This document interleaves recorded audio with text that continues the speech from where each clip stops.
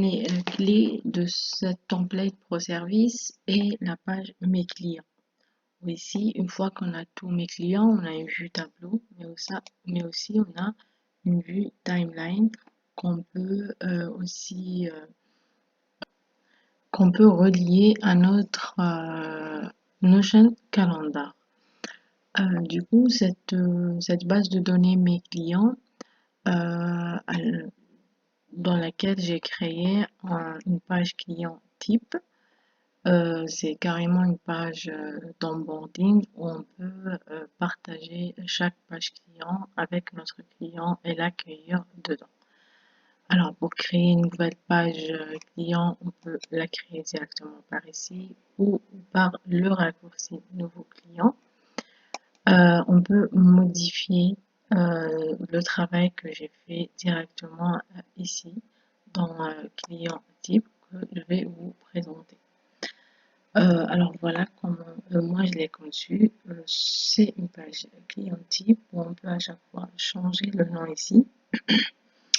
J'ai choisi de mettre ces propriétés-là, le canal d'acquisition, c'est-à-dire d'où vient le client, par quel contenu, par quelle plateforme, le processus de transaction, une fois que le client, voilà, on a pris contact avec lui, à peu près on est à quelle étape de transaction, est-ce qu'on est dans l'appel découverte, proposition commerciale, tout ça.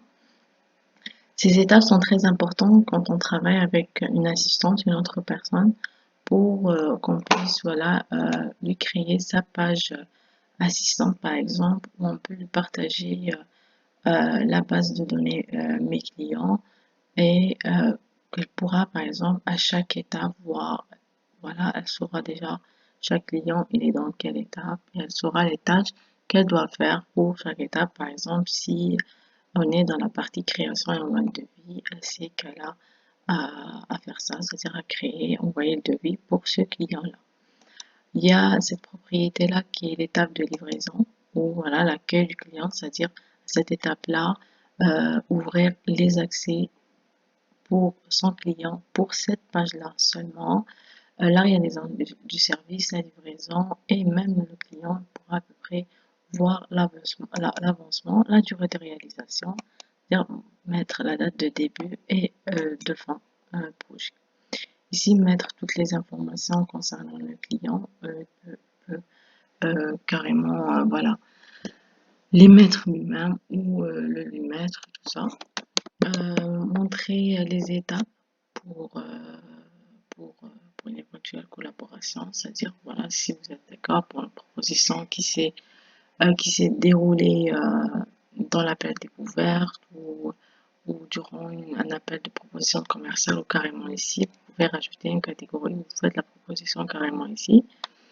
Voilà, vous vous demandez que si d'accord, il envoie toutes ces informations-là à une adresse email.